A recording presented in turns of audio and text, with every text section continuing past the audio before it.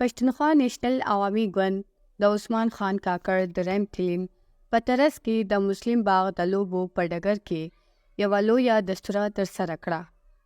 یادې دستورې د یاد ګوند مشرانو د عثمان کاکړ په ژوند او د هغه په مبارزې رڼا واچوله او ویې ویل چې عثمان کاکړ د پښتون ولس د یووالي ارمان ګورته ووړ، خو پښتونخوا نیشنل عوامي ګوند به د هغه هر ارمان پوره کوي.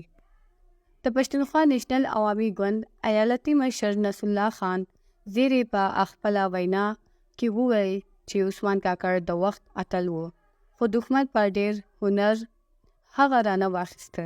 تا د دې افغان تاریخ نه دی ویلی او ته په دې غلط فهمي کې ناست یې.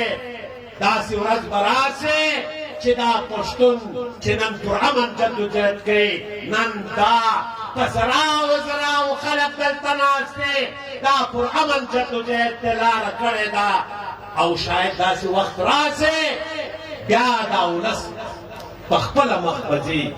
عثمان لالا دا د ولس رهبر و رهنما و، دا رهزن نه و، دا د ولس پیسې نه دي خوړلې، دا کرپشن یې نه و کړی، دا د ولس صحیح نماینده و. نصر الله خان زیاته کړه چې نن حالت دا ده چې پښتون قام په دې هیواد کې محکومه ده.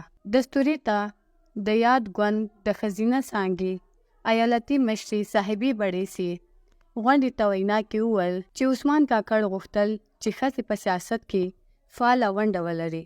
موږ د لالا شهید حق په ځای کولو دپاره به موږ خپل خویندې هم راباسو، موږ خپل وروڼو څخه خواست کوو چې تاسو د سیاسي پوهه خپل د خویندو کور نه سوی سیاست یې راوباسئ. دا د شعور یوه لاره ده. که دا ستونزې دا مشکلات ځان خلاصول غواړئ نو تاسو به ټول سیاست لازمي دی په موږ باندې. موږ به سیاست کوو، خامخا به راوځو، موږ به د لالا شهید ارمان ته سره رسوو، موږ به د افغان بابا ارمان ته سره رسوو. دا کام چې دی دا کام په بله طریقه نه جوړېږي، نه په مختګ کولی شي، نه دا نظریه خورول کېږي چې دا خو موږ نر او ښځه دواړه دا موږ په یوه لاره روان شوي دي. نو نارینه او ښځه د ژوند چې دی وایي ته ګاډۍ دوې پایې دي، نو که یوه پایه یې کار کوي بله یې نه کوي نو دغه بیا نه وسوځو. موږ به په مختګ څنګه کوو؟ صاحبې بړیسي په ولس غږ وکړ چې خپلو خویندو ته سیاسي پوه ورکړي چې هغه د قام پرمختګ کې خپل رول ولوبوي. یا دې غونډې ته پښتونخوا نیشنل عوامي ګوند مرکزي مشر خوشحال کاکړ خپله وینا کې وویل چې د پښتون افغان د ازادۍ او د خپلواکۍ لپاره عثمان خان کاکړ خپل د ژوند 40 کاله او د خپل سر قرباني ورکړه.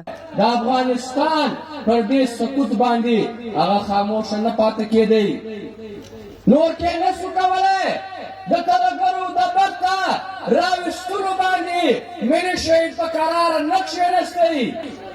په افغانستان کې نن څه صورتحال دی؟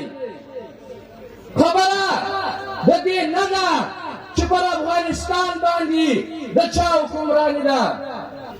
نن په افغانستان کې چې کومه ترقي وله چې د ډېرې لویې مودې بعد په لکونو شهادتونو په لکونو هغه زخمیانو بعد افغانستان په پښو درېدلی و، په جهان کې یو حیثیت پیدا کړی و، سفارتي تعلقات یې جوړ کړي وو، یو نظام یې جوړ کړی وو، دا نظام یې ټول له منځه یوړی.